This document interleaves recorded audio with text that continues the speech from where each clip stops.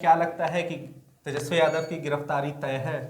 2024 का ये पूरा प्लान लगातार इस बात की चर्चा हो रही थी जिस दिन मनीष सिसोदिया की गिरफ्तारी कि अब दिल्ली के बाद क्या बिहार का नंबर है, और वो वाकई में साबित है। कुल मिलाकर 2024 के प्री प्लान में मोदी जी ने इस तरीके से बांधा है कि जो लोग लगेगा कि प्रतिपक्ष नेता जो होंगे, जो विपक्षी दल की एकता को मजबूत करेंगे, उन्हें उठाकर सीबीआई के हवाले, ईडी के हवाले किसी भी प्रकार से उन्हें तंग करना, उन्हें गिरफ्तार करना या फिर उन पर केस दर्ज करा देना, ये उनकी परिभाषा बनी।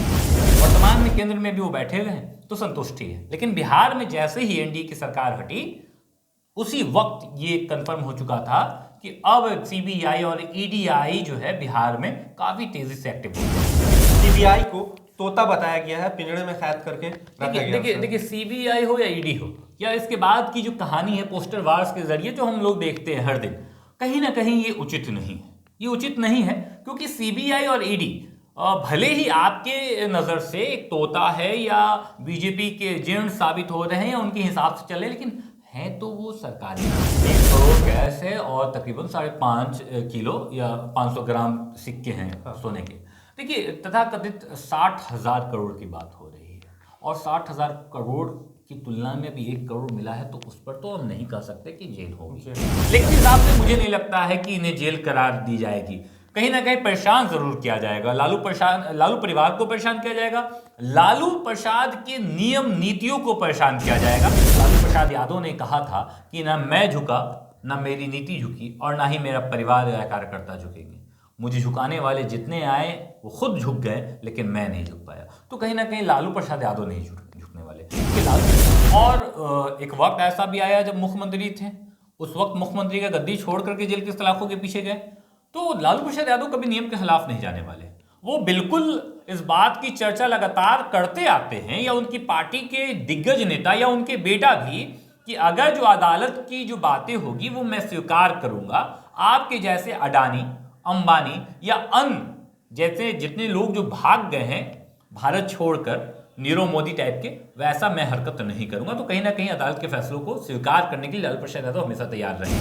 तो मैच्योरिटी लेवल कम है, इसमें कोई दो राय नहीं, लेकिन धीरे धीरे जो परिपक्वता है वो नजर आ रही है तेजस्वी यादव में। पहले हड़बड़ा करके बयान दे देते थे, अब उसको स्वीकारते हैं 1-2 दिनों के बाद कहीं ना कहीं। हाँ, लाजिम है कि तेजस्वी यादव के चेहरे पर मुख्यमंत्री बनने की झलक जो है वो साफ दिख जाती है। ये थोड़ा सा जो है मैच्योरिटी लेवल जो है, इस बात की चर्चा हम लोग लगातार करते आ रहे हैं और उसमें कहीं ना कहीं वो एक सीढ़ी पीछे नजर आ रहा है। कहा था कि हम पहली कलम से नौकरी देंगे, लेकिन आसान नहीं है। भाषण दे देना और काम करना आसान है। तब तक वो चीजें आसान होती है जब तक आप सरकार में नहीं होते हैं। आप सरकार में अगर आ गए तो चीजों को सुनिश्चित करने में काफी वक्त लग जाता है। हालांकि तेजस्वी यादव कहीं ना कहीं इस मामले में गंभीर नजर आते हैं, तो वो लगातार इस बात की चर्चा अपने पार्टी कार्यालय में करते रहते हैं, क्योंकि जब हम लोग जाते हैं उनके पार्टी कार्यालय में प्रवक्ताओं से बाइट लेने या ऐसे कई दिग्गज नेताओं से बात करने, तो उस बात की चर्चा साफ झलकती है। इस मामले में तेजस्वी यादव का वो कदम साफ झलक रहा है कि वो गलत था। गलत था इसलिए नहीं क्योंकि उन्होंने अप्रूवल एक रजिस्ट्रार को, सुप्रिंटेंडेंट को सस्पेंड कर दिया। गलत इसलिए था कि आप उस जगह की चीजों को समझ नहीं रहे हैं। पीएमसीएच में अगर कुछ गलत नजर आ रहा है तो आप उसके सुप्रिंटेंडेंट को सस्पेंड कर देते हैं। तो बिहार में जो चीजें गलत है, क्या आप अपने आप को सस्पेंड कीजिएगा? तो कहीं ना कहीं स्वास्थ्य विभाग की जो व्यवस्था है वो बहुत चरचराई हुई है, बहुत। उसमें तो कोई दो राय नहीं, तेजस्वी यादव को अभी उसमें बेहतर काम करना होगा। खुद माननीय प्रधानमंत्री महिलाओं की इज्जत करते हैं, महिला की सशक्तिकरण की बात करते हैं, महिलाओं को ज्यादा सम्मान देने की बात करते हैं। अगर उनके द्वारा गठित एक टीम या ईडी या सीबीआई अगर किसी एक महिला से पूछताछ करती है तो बहुत बड़ी बात होती है, और ऊपर से उस वक्त वो महिला गर्भवती है, तो सोचिए कितनी बड़ी बात है। इस भारतीय कानून में गर्भवती महिलाओं से कैसे पेश आना चाहिए, ये बात भी खुद उस कानून के पहले पन्नों पर दर्ज है। और इस तरीके से गलती अगर कीजिएगा तो ये तो भाई आप बेकार साबित हो रहे हैं। बाजार में आपकी जो चर्चाएं हैं वो बद से बदतर साबित हो रही हैं। सीबीआई को यहाँ तक ये भी नहीं समझ में आया कि वो उस महिला के अंदर एक और जान बस रही। देखिए बिल्कुल इस बात की चर्चा, देखिए हालांकि लालू प्रसाद यादव ने भी कहा है कि क्या भूल हुई मेरी बहू की जो आप मेरे बहू तक को नहीं छोड़ते हैं। मल्लिकार्जुन ने मल्लिकार्जुन खड़गे कांग्रेस के जो राष्ट्रीय अध्यक्ष हैं, उन्होंने भी कहा कि अब इंतहा की हद हो गई, अब पानी सर के ऊपर चढ़ चुका है। लालू प्रसाद यादव दोषी थे, उन्होंने सजा काट ली। बेटे को आपने दोषी करार देने की बहुत सारी वजह ढूंढी 2017 में, लेकिन आप विफल साबित हुए। उसके बाद आप अब उनकी बहू के साथ दुराचार कर रहे हैं, 15-15 घंटे बैठाकर उन्हें पूछताछ करने के लिए रख ले रहे हैं, उस हाल में जब वो एक बच्चे को जन्म देने वाली है। तो कहीं ना कहीं अब तो इनकी जो बदनामी है अब ये जग जाहिर है। अब ये सिर्फ और सिर्फ भारत ही देश नहीं बल्कि विदेशों में भी इस बात की चर्चाएं हो रही है कि अब मोदी जी जो है वो गलत राह पे भटक रहे हैं। उन्होंने कहा कि अगर जब खिसियाती है भैंसा तो हमको तो पटके नहीं पाती है, तो नरेंद्र मोदी कितना भी खिसिया लेंगे तो हमको क्या ही कर लेंगे। तो लगातार ये तो नजर भी आ रहा है ना भाई, 14 से देख लीजिए, 14 से 23 में हम आ गए और लालू प्रसाद यादव और उनके परिवार को परेशान किया जा रहा है। लेकिन अगर वही ईडी और सीबीआई की बात करें तो वो नीरव मोदी के पास नहीं जाता, वो सुब्रतो राय के पास नहीं जाता, वो अडानी के पास नहीं जाता। तो कहीं ना कहीं ये मामला गंभीर है और इस वजह से लगता है कि कहीं ना कहीं अब सीबीआई ईडी का जो ये बदकूनी हरकतें हैं ये कम कर देनी चाहिए। बिहार में लगातार लालू प्रसाद यादव की मुश्किलें बढ़ती दिख रही है। लगातार आपको बता दें कि सीबीआई की छापेमारी जो है जारी है, लगातार 3 बार छापेमारी पड़ चुकी है और कहीं ना कहीं अब तेजस्वी यादव सीबीआई के घेरे में दिखते नजर आ रहे हैं। इन सारे मुद्दे पे बात करने के लिए हमारे साथ हमारे सहयोगी वसीम रजा हैं, उनसे जुड़ते हैं। और लगातार जो है तेजस्वी यादव की मुश्किलें बढ़ती आ रही है, क्या लगता है कि तेजस्वी यादव की गिरफ्तारी तय है? 2024 का ये पूरा प्लान है। गिरफ्तारी से पहले 2024 की कहानी जो है वो बिहार से ही सज चुकी है। लगातार इस बात की चर्चा हो रही थी जिस दिन मनीष सिसोदिया की गिरफ्तारी हुई थी, उसी दिन ये चर्चा हो चुकी थी बिहार में खासकर कि अब दिल्ली के बाद क्या बिहार का नंबर है, और वो वाकई में साबित हुआ। कुल मिलाकर 2024 के प्री प्लान में मोदी जी ने इस तरीके से बांधा है कि जो लोग लगेगा कि प्रतिपक्ष नेता जो होंगे, जो विपक्षी दल की एकता को मजबूत करेंगे, उन्हें उठाकर सीबीआई के हवाले, ईडी के हवाले किसी भी प्रकार से उन्हें तंग करना, उन्हें गिरफ्तार करना या फिर उन पर केस दर्ज करा देना, ये उनकी परिभाषा बन चुकी है। ये परिभाषा बिल्कुल 2024 का ये प्री प्लान है। एक तरफ भाजपा के लोग कहते हैं कि वो सीबीआई का प्रोटोकॉल के तहत वो कर रहे हैं, दूसरी तरफ जो है राजद इल्जाम लगाती है कि ये सारा खेल भाजपा के इशारे पे, मतलब प्रधानमंत्री नरेंद्र मोदी के इशारा पे चल रहा है। देखिए, माननीय प्रधानमंत्री हैं वो हमारे, तो हम उनकी बातें तो नहीं करेंगे, लेकिन कहीं ना कहीं अगर भारतीय जनता पार्टी की बात करें तो पार्टी विशेष नहीं होता है, सब पार्टी एक पार्टी है। चाहे आज अगर भारतीय जनता पार्टी अगर केंद्र में सरकार बना चुकी है तो हमारे मोदी जी उस पार्टी से आते हैं, कल को कोई और आएगा। लेकिन कहीं ना कहीं भारतीय जनता पार्टी का जो आवेश है वो नजर आ रहा है, वो आवेश बार बार नजर आता है। जब जब बिहार में सरकार उनके हाथों से जाती है तब तब नजर आती है, चाहे वो दिल्ली की बात हो चाहे वो बिहार की बात हो। वर्तमान में केंद्र में भी वो बैठे हुए हैं तो संतुष्टि है, लेकिन बिहार में जैसे ही एनडीए की सरकार हटी उसी वक्त ये कंफर्म हो चुका था कि अब सीबीआई और ईडीआई जो है बिहार में काफी तेजी से एक्टिव हो जाएगी, जो हो रही है। अच्छा, जब ये छापेमारी होती है तो राजद की तरफ से हमेशा पोस्टर जारी किया जाता है, आज भी पोस्टर जारी किया गया है और फिर से सीबीआई को तोता बताया गया है, पिंजड़े में कैद करके रखा गया। देखिए सीबीआई हो या ईडी हो या इसके बाद की जो कहानी है पोस्टर वार्स के जरिए जो हम लोग देखते हैं हर दिन, कहीं ना कहीं ये उचित नहीं है, क्योंकि सीबीआई और ईडी भले ही आपके नजर से एक तोता है या बीजेपी के एजेंट साबित हो रहे हैं या उनके हिसाब से चले, लेकिन है तो वो सरकारी ना, है तो हमारे केंद्र सरकारी, वो भारत की मान सम्मान मर्यादा है। तो मेरा अपना मानना है कि उसे पोस्टर के जरिए तो नहीं लगाना चाहिए। हाँ, जिस प्रकार तंग किया जा रहा है माननीय उप मुख्यमंत्री तेजस्वी यादव को या उनकी पत्नी राजश्री को, जो गर्भवती हैं, उसके बावजूद भी 15-15 घंटे उनसे पूछताछ की जा रही है, उनका ब्लड प्रेशर बढ़ जा रहा है, वो बेहोश हो जा रही हैं, डॉक्टर बता रहा है कि अर्ली बॉर्न बेबी हो जाएगी। कहीं ना कहीं ये दिक्कत का सामना करना पड़ा वो लालू परिवार को करना पड़ा। तो इस लिहाज से अगर पोस्टर वार हो रहा है तो उचित है। ऐसे लोगों का कहना है कि हो सकता है कि तेजस्वी यादव को जेल हो जाए, क्योंकि घर से काफी ज्यादा कैश मिला है, काफी सोने मिले हैं, सोने के बिस्किट्स मिले हैं। बिल्कुल 1 करोड़ कैश है और तकरीबन 5.5 किलो या 500 ग्राम सिक्के हैं सोने के। देखिए, तथाकथित 60,000 करोड़ की बात हो रही है और 60,000 करोड़ की तुलना में भी 1 करोड़ मिला है, तो उस पर तो हम नहीं कह सकते कि जेल होगी। लेकिन अगर कारणवश अगर जेल हो जाए तो ये कोई नया नहीं है, इससे पहले भी लगातार ऐसी घटनाएं घटी हैं। खुद माननीय तेजस्वी यादव के साथ भी घटी है। जब 2017 में सरकार बदलने वाले थे नीतीश कुमार, उनसे पहले यही IRCTC घोटाले की बात हुई थी, उसमें 60,000 करोड़ की जिक्र भी आई थी, लेकिन अमूमन अंतिम दौर में कुछ नहीं मिला था, जिसके बाद फिर से तेजस्वी यादव नेता प्रतिपक्ष बतौर बिहार में 5 साल काम किए। उसके बाद फिर से एक ऐसा वक्त आया जब NDA का साथ छोड़ नीतीश कुमार को फिर से लगा कि महागठबंधन बेहतरीन है, राजद बेहतरीन है, फिर राजद के साथ आकर के महागठबंधन की दौर जारी है। तो तेजस्वी यादव को जेल होगी, ये मैं नहीं मानता, क्योंकि जिस प्रकार की जो अभी रणनीति है केंद्र सरकार की, उस हिसाब से मुझे नहीं लगता है कि इन्हें जेल करार दी जाएगी। कहीं ना कहीं परेशान जरूर किया जाएगा, लालू परिवार को परेशान किया जाएगा, लालू प्रसाद के नियम नीतियों को परेशान किया जाएगा। उसके अंदर उनकी पार्टी है, उनके बेटे हैं, उनकी बहू हैं, उनकी बेटियां हैं, उनके कार्यकर्ता हैं, उनके निजी विधायक हैं, उनके निजी MLC, सबको तंग किया जाएगा।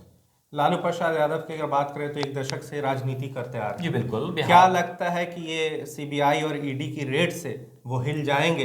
देखिए अमूमन देखिए इस बात की तो चर्चाएं लगातार मीडियाज के चैनलों पर आम है, अखबारों के प्रथम पन्नों पर आम है, और उसके बीच लालू प्रसाद यादव का वो पुराना ट्वीट आप याद कीजिएगा तो आपको याद आएगा, जब लालू प्रसाद यादव ने कहा था कि ना मैं झुका, ना मेरी नीति झुकी, और ना ही मेरा परिवार या कार्यकर्ता झुकेंगे। मुझे झुकाने वाले जितने आए वो खुद झुक गए, लेकिन मैं नहीं झुक पाया। तो कहीं ना कहीं लालू प्रसाद यादव नहीं झुकने वाले, क्योंकि लालू प्रसाद यादव का जो दौर था, और उनके दौर की बात की जाए, जो 90 का दशक था, उसमें लालू की क्रेज थी। लालू को लोग वहां से जानते हैं, लालू वहां पर सामाजिक नेता बने, वहां पर दलित अति पिछड़ों के लिए काम करना सीखे, और वहां से अपने आप को बेहतर प्रदर्शन करा करके आज लालू को मसीहा अगर कहा जाता है तो उसकी देन है कि 90 में उन्होंने बहुत काम किया है गरीबों के लिए। तो कहीं ना कहीं इस वजह से तो मुझे नहीं लगता है कि लालू प्रसाद यादव झुकने वाले हैं। फिलहाल उनकी बीमारियां हैं, किडनी की भी ट्रांसप्लांटेशन हुई है, तो कहीं ना कहीं लालू प्रसाद यादव शारीरिक रूप से कमजोर है, शारीरिक रूप से कम, लेकिन जो मानसिक रूप है, जिसको कहते हैं हिम्मत ज़हन, वो उनका अभी बहुत बरियार है। कभी अगर बात करें तो कभी चारा घोटाला, तो कभी फिर किडनी का ट्रांसप्लांट होना, और अब जो है लैंड फॉर जॉब का मामला। देखिए लगातार अगर इस बात की जाए चर्चा कि चारा घोटाला उन्होंने अपने आप को बचाने की कोशिश भी की थी, लेकिन सरकार ने और अदालतों ने तो उन्हें सजा सुनाई ना। बहुत बीमार अवस्था में थे, फिर भी उन्होंने जेल का रोटी चावल दाल खाना स्वीकार किया। और एक वक्त ऐसा भी आया जब मुख्यमंत्री थे, उस वक्त मुख्यमंत्री का गद्दी छोड़ करके जेल के सलाखों के पीछे गए। तो लालू प्रसाद यादव कभी नियम के खिलाफ नहीं जाने वाले, वो बिल्कुल इस बात की चर्चा लगातार करते आते हैं, या उनकी पार्टी के दिग्गज नेता या उनके बेटा भी, कि अगर जो अदालत की जो बातें होगी वो मैं स्वीकार करूंगा। आपके जैसे अडानी, अंबानी या अन्य जैसे जितने लोग जो भाग गए हैं भारत छोड़कर, नीरव मोदी टाइप के, वैसा मैं हरकत नहीं करूंगा। तो कहीं ना कहीं अदालत के फैसलों को स्वीकार करने के लिए लालू प्रसाद यादव हमेशा तैयार रहेंगे। एक तरफ कहा जाता है कि लालू यादव की, कुछ लोग का यह भी कहना है कि तेजस्वी यादव में लालू यादव की छवि नहीं दिखती है। देखिए अमूमन इस बात की अगर चर्चा की जाए मेरा साहब, तो मैच्योरिटी की कमी है, और मैच्योरिटी की कमी होना लाजिम है, क्योंकि अभी वक्त ही कितना हुआ है।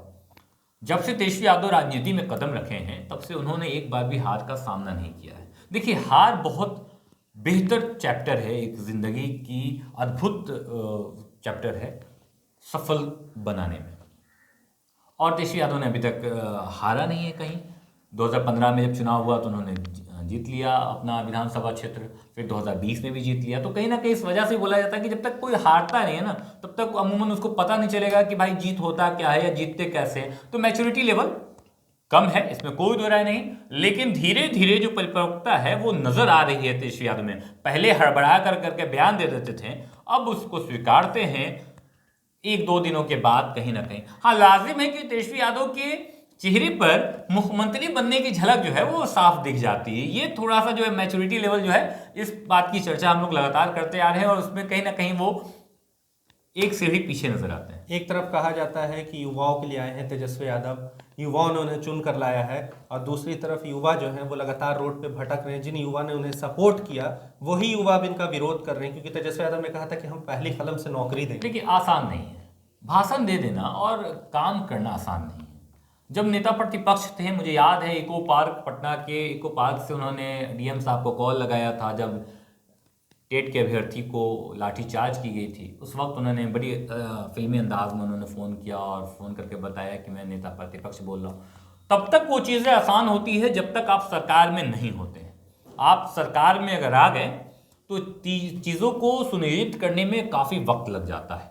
हालांकि तेजस्वी यादव कहीं ना कहीं इस मामले में गंभीर नजर आते हैं, क्योंकि वो लगातार इस बात की चर्चा अपने पार्टी कार्यालय में करते रहते हैं। क्योंकि जब हम लोग जाते हैं उनके पार्टी कार्यालय में प्रवक्ताओं से बाइट लेने या ऐसे कई दिग्गज नेताओं से बात करने, तो उस बात की चर्चा साफ झलकती है कि कहीं ना कहीं युवाओं की सोच जो है तेजस्वी की सोच से पैरेलल है। तो ये अमूमन बात तय है कि तेजस्वी यादव आज हो या कल हो जल्द युवाओं के बारे में तो जरूर सोचेंगे। हाँ, फिलहाल नहीं सोचने का एक और रीजन ये है कि इतना डिस्टर्ब कर दिया गया है रोजगार के मामलों में युवाओं को, चाहे वो केंद्र सरकार की बात हो चाहे बिहार सरकार की बात हो, कि उस चीज को बचाने में काफी वक्त लग जाएगा। अब देखिए, सपोज कीजिए कि ऑल ओवर बिहार में टीईटी पास अभ्यर्थी, स्टेट बीटेट की मैं बात नहीं कर रहा हूं, मैं टोटल टीईटी पास अभ्यर्थी की बात कर रहा हूं, तो तकरीबन 5 से 6 लाख है। एक स्कूल में 1 से 2 सीट खाली है और 1 से 2 सीट के लिए लगभग 1000 से 1500 लोग हैं। तो बताइए कि ये लड़ाई ना हो जाएगी जी, ये तो लड़ाई हो जाएगी। अगर इस तरीके की लड़ाई को मोलना है तो फिर करना होगा। तेजस्वी यादव कर देंगे तो फिर धांधली हो जाएगी, फिर धांधली आज होगी तो फिर कल IRCTC घोटाला या लैंड फॉर जॉब जैसे मामले फिर कहीं ना कहीं बाद में उजागर होंगे। तो इस मामले को लेकर तेजस्वी यादव कहीं ना कहीं शांत है और युवाओं को जल्द बेहतर इंतजाम करेंगे। तेजस्वी यादव की अगर बात करें तो वो बिहार के हेल्थ मिनिस्टर भी हैं, और जब वो हेल्थ मिनिस्टर बने तो काफ़ी चर्चाओं में भी आए। लगातार PMCH NMCH गए, वहाँ का निरीक्षण किया, रेड किया और लगातार जो है वहाँ के अधिकारी को सुनाया भी, मगर अब नहीं दिख रहा है वो तेजस्वी कहाँ गए। इस मामले में तेजस्वी यादव का वो कदम गलत था। इस मामले में तेजस्वी यादव का वो कदम साफ झलक रहा है कि वो गलत था। गलत था इसलिए नहीं क्योंकि उन्होंने अप्रूवल एक रजिस्ट्रार को, सुप्रिंटेंडेंट को सस्पेंड कर दिया। गलत इसलिए था कि आप उस जगह की चीजों को समझ नहीं रहे हैं। PMCH में अगर कुछ गलत नजर आ रहा है तो आप उसके सुप्रिंटेंडेंट को सस्पेंड कर देते हैं। तो बिहार में जो चीजें गलत है, क्या आप अपने आप को सस्पेंड कीजिएगा? नहीं ना कर पाइएगा। तो कहीं ना कहीं ये जो फैसला था आपका वो गलत था। और सिर्फ बिहार में PMCH ही नहीं है ना, बिहार में PMCH NMCH के साथ साथ DMCH यानी डिस्ट्रिक्ट के जितने मेडिकल कॉलेज स्कूल्स हैं वो भी तो हैं। तो हर एक डिस्ट्रिक्ट में चल जाइए और जा करके आप हाल देख लीजिए। कई एक जगहों पर तो बत्तियां तक नहीं जलती साहब। साफ सफाई तो बहुत दूर की बात है, अंधेरे में पड़े रहते हैं मरीज, डॉक्टर शायद उन्हें रात में देखने आ जाता है। तो कहीं ना कहीं स्वास्थ्य विभाग की जो व्यवस्था है वो बहुत चरचराई हुई है, बहुत। उसमें तो कोई दो राय नहीं। तेजस्वी यादव को अभी उसमें बेहतर काम करना होगा। हाँ, हो सकता है कि लैंड फॉर जॉब मामले में जैसे इनके साथ परेशानी बढ़ रही है, तो अगर ये परेशानी ज्यादा बढ़ जाएगी तो स्वास्थ्य सेवा किसी और को देना पड़ जाएगा, वो बात अलग है। लेकिन अगर देखा जाए तेजस्वी यादव से तो अमूमन मुझे नहीं लगता है तेजस्वी यादव वहां पर सेट कर पाएंगे। चलिए अब बात करते हैं कि वापस आते हैं लैंड फॉर जॉब मामले में। जिस तरह से राजश्री से पूछताछ की गई, एक गर्भवती महिला है, क्या ये सही था? नहीं, बिल्कुल गलत था। देखिए, जिस प्रकार खुद माननीय प्रधानमंत्री महिलाओं की इज्जत करते हैं, महिला की सशक्तिकरण की बात करते हैं, महिलाओं को ज्यादा सम्मान देने की बात करते हैं, अगर उनके द्वारा गठित एक टीम या ED या CBI अगर किसी एक महिला से पूछताछ करती है तो बहुत बड़ी बात होती है। और ऊपर से उस वक्त वो महिला गर्भवती है, तो सोचिए कितनी बड़ी बात है। इस भारतीय कानून में गर्भवती महिलाओं से कैसे पेश आना चाहिए, ये बात भी खुद उस कानून के पहले पन्नों पर दर्ज है। और इस तरीके से गलती अगर कीजिएगा तो ये तो भाई आप बेकार साबित हो रहे हैं। बाजार में आपकी जो चर्चाएं हैं वो बद से बदतर साबित हो रही है। CBI को यहाँ तक ये भी नहीं समझ में आया कि वो उस महिला के अंदर एक और जान बस रही। देखिए, बिल्कुल इस बात की चर्चा, देखिए हालांकि लालू प्रसाद यादव ने भी कहा है कि क्या भूल हुई मेरी बहू की जो आप मेरे बहू तक को नहीं छोड़ते हैं। मल्लिकार्जुन खड़गे कांग्रेस के जो राष्ट्रीय अध्यक्ष, उन्होंने भी कहा कि अब इंतहा की हद हो गई, अब पानी सर के ऊपर चढ़ चुका है। लालू प्रसाद यादव दोषी थे, उन्होंने सजा काट ली। बेटे को आपने दोषी करार देने की बहुत सारी वजह ढूंढी 2017 में, लेकिन आप विफल साबित हुए।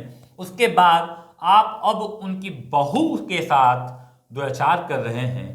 15-15 घंटे बैठाकर उन्हें पूछताछ करने के लिए रख ले रहे हैं, उस हाल में जब वो एक बच्चे को जन्म देने वाली है, तो कहीं ना कहीं अब तो इनकी जो बदनामी है अब ये जग जाहिर है। अब ये सिर्फ और सिर्फ भारत ही देश नहीं बल्कि विदेशों में भी इस बात की चर्चाएं हो रही है कि अब मोदी जी जो है वो गलत राह पे भटक गए। जिस प्रकार मोदी जी जब 15-14 में आए थे और 15 में जब ये नारा लगाए थे कि विकास की बात होगी, काले धन की बात होगी, अच्छे दिन की बात होगी, तो अब ये धीरे धीरे तो अब ये सब बर्बाद कर रहे हैं। लालू यादव का लालू प्रसाद यादव ने जब एक बार गांधी मैदान में रैली किया था तो उन्होंने साफ तौर पे कहा था कि जब भैंस यादवों का कुछ नहीं बिगाड़ पाई तो ये नरेंद्र मोदी क्या बिगाड़ रहे हैं। देखिए लालू प्रसाद यादव अपने भाषण के लिए काफी बहुचर्चित हैं, सिर्फ भारत में नहीं बल्कि इंटरनेशनल अगर बात की जाए तो उनके भाषण को सुनने के लिए लोग बड़े दूर दूर से आते थे। देखिए एक हमारे अटल बिहारी वाजपेयी साहब उनकी शालीनता वाली भाषण को सुनने के लिए आते थे और दूसरा लालू प्रसाद यादव की, दोनों अगर भाषण की बात की जाए तो हमारे भारत की शान है, ठीक है। तो कहीं ना कहीं लालू प्रसाद यादव का मजाक करने का अंदाज कभी गया नहीं। वो जब अभी भी आते हैं तो आपने देखा था कि कांग्रेस के माननीय को कैसे किस प्रकार उन्होंने बोला चुनर नाम दिया और उसके बाद फिर मजाक किया। तो कहीं ना कहीं लालू प्रसाद यादव के चलता रहता है। और हाँ, वो जाति यादव है उनकी, और यादव जाति में भैंसों का रहना बहुत ज्यादा जरूरी होता है क्योंकि हर एक घराने में देख लीजिएगा, और जानवर से बहुत प्रेम भी करते हैं वो लोग। तो उन्होंने कहा कि अगर जब खिसियाती है भैंसा तो हमको तो पटके नहीं पाती है, तो नरेंद्र मोदी कितना भी खिसिया लेंगे तो हमको क्या ही कर लेंगे। तो लगातार ये तो नजर भी आ रहा है ना भाई, 14 से देख लीजिए, 14 से 23 में हम आ गए हैं और लालू प्रसाद यादव और उनके परिवार को परेशान किया जा रहा है। उनके बेटा को नहीं छोड़ा जा रहा है, उनकी पत्नी को नहीं छोड़ा गया, उनकी बहू को नहीं छोड़ा गया, उनकी बेटियों को नहीं छोड़ा गया, उनको नहीं छोड़ा गया। लेकिन लालू प्रसाद यादव वो पटक पाया क्या? नहीं ना पटक पाया। तो लालू प्रसाद यादव मजाक मजाक में वो बातें बोल जाते हैं जो बातें कहीं ना कहीं लालू प्रसाद यादव ने बिहार की मिट्टी से सीखी। कहीं ना कहीं हंसते हुए ये भी उन्होंने कहा था कि एक लालू और एक राबड़ी, बाकी बच्चे अगर 15 लाख मिलता तो चाप के बैठ जाता। देखिए 15 लाख पर तो अमित शाह ने फिर बयान दिया ही था, एक प्रेस कॉन्फ्रेंस में कहा ही था कि वो तो चुनावी जुमले थे। तो उस पर चर्चाएं क्या कीजिएगा, जब एक पार्टी के अब तो वो गृह मंत्री बन चुके हैं, उस वक्त राष्ट्रीय अध्यक्ष थे, और उन्होंने ये साफ बयान किया था कि भाई हमसे वो जुमलेबाजी थी और हमसे वो बोला गया है, तो फिर उस पर चर्चा ही क्या कीजिएगा, वो तो अब सिर्फ मजाक ही रह गया। अच्छा, कभी भी जब एक पार्टी जो है राजनीति में आती है और जीतने के बाद एक मैनिफेस्टो जो है निकालती है, क्या लगता है कि वो मैनिफेस्टो का कोई वैल्यू होता है? नहीं, देखिए मैनिफेस्टो का बात नहीं है। देखिए हम और आप अमूमन दिन प्रतिदिन हम लोग एक कदम आगे बढ़ रहे हैं और हम लोगों का दीनी चर्चाएं या जो दीनी सामना है वो हर प्रकार के लोगों से होती है और हर एक प्रकार के लोगों में राजनीति बसती है, क्योंकि कहा जाता है कि अगर बिहार में आपका जन्म हो गया तो आपको राजनीति तो मुकम्मल आ गई। अब हम जब उस राजनीति के बीच से अगर हम लोग बात करते हैं, चर्चाएं करते हैं, तो वहाँ हम लोग को दो ही बातें ज़्यादा नजर आती है, पहला धार्मिक और दूसरा जातीय। तो जब धार्मिक बातें होंगी और जातीयता की बढ़ावे की बात होगी तो उस बीच तो विकास की बात नहीं आएगी ना, उस बीच एजुकेशन की बात नहीं आएगी। तो फिर उसके बाद मैनिफेस्टो की जरूरत ही क्या है? किसी को लगा कि मैनिफेस्टो की कहीं जरूरत पड़ी है? कहीं जरूरत नहीं पड़ती है। अगर केंद्र सरकार की बातें होती है तो वो लगातार धार्मिक मुद्दों पर ही राज करती है, और बिहार सरकार में भी अगर देख लीजिए तो बिहार की रणनीति जो है वो जातीय समीकरण पर ही आधारित है, कभी विकास पर आधारित हुई है नहीं हुई है। तो मैनिफेस्टो की बात कोई नहीं करता है सर। और मैनिफेस्टो कहीं ना कहीं हम और आप आम जनताओं के लिए या हमारे जैसे आम जनताओं के लिए वो झूठा फलसफा है जिसे हम हर रोज पढ़ते हैं और पढ़कर ये समझते हैं कि ये क्वेश्चन हमारे एग्जाम में आना नहीं है, फिर भी मजा तो आ रहा है, पढ़ लेते हैं। आखिर हमारे देश से धर्म की राजनीति कब जाएगी, जातिवाद की राजनीति कब जाएगी, और सीबीआई और ईडी के छापे कब तक पड़ते रहेंगे? वो भाजपा के नेताओं पे देखिए ऐसा नहीं है, नहीं ऐसा नहीं है कि ईडी और सीबीआई अभी एक्टिव हो रही है। ईडी और सीबीआई पहले भी एक्टिव होती थी, कांग्रेस की सरकार में भी एक्टिव होती थी, लगातार कांग्रेस की सरकार में भी ईडी और सीबीआई का वर्चस्व था, हालांकि कम था, अभी ज्यादा है। तो सरकार को भी समझ आ रही है कि कहीं ना कहीं वो अब गलत कर रही है, तो उसके लिए भी एक निदेशालय बन ही रहा है ना, उसके लिए भी तो एक आयुक्त बन ही रहा है ना। ईडी और सीबीआई जैसे बड़े बड़े निदेशालय को पगहा लगाने की बात चल रही है, यानी उसके ऊपर एक आयुक्त बैठाने की बात कर रही है। एक आयोग बैठेगा और उस आयोग के हिसाब से ये काम करेंगे, इनके काम काजों की रिपोर्ट वहां दर्ज की जाएगी, तो कहीं ना कहीं ये कम हो जाएगा। हमेशा विपक्षी दलों पर ही क्यों? देखिए, अमूमन जिसके पास सरकार केंद्र सरकार होती है वो मजबूत होता है, केंद्रीय अधिकार उसके पास होते हैं, तो जाहिर सी बात है वो हमेशा मजबूत रहेगी। रही बात सीबीआई ईडी की, तो सबसे बड़ा फलसफा यह है कि सीबीआई और ईडी के इतने सारे जांच के बाद भी उसे कुछ ही प्रकार या किन्हीं किन्हीं लोगों के पास ही बहुत कुछ मिल जाता है। लेकिन अगर वही ईडी और सीबीआई की बात करें तो वो नीरव मोदी के पास नहीं जाता, वो सुब्रतो राय के पास नहीं जाता, वो अडानी के पास नहीं जाता। तो कहीं ना कहीं ये मामला गंभीर है और इस वजह से लगता है कि कहीं ना कहीं अब सीबीआई ईडी का जो ये बदकूनी हरकतें हैं ये कम कर देनी चाहिए। कम कर देनी चाहिए। तो चलिए अब आपको बता दें कि लैंड फॉर जॉब मामले में लगातार जो है सीबीआई की छापेमारी पड़ रही है और कहीं ना कहीं तेजस्वी यादव की मुश्किलें अब बढ़ती दिखती जा रही है। बात करें अगर राष्ट्रीय यादव की, तो उनसे लगातार 15 से 20 घंटे पूछताछ किए गए हैं और जबकि वो गर्भवती हैं। सीबीआई ने यह भी नहीं सोचा कि उनके अंदर भी एक जान बस रही है। लगातार पूछताछ चली, उनकी तबीयत काफी ज्यादा बिगड़ गई है और लालू यादव अपने पुराने अंदाज में भी आते हैं और ट्वीट भी करते हैं और साफ तौर पे कहते हैं कि ना हम कभी झुके हैं और ना ही कभी हम झुकेंगे। तो फिलहाल इसी तरह की खबरों के साथ हमारे साथ जुड़े रहें। तब तक के लिए आपका बहुत बहुत धन्यवाद।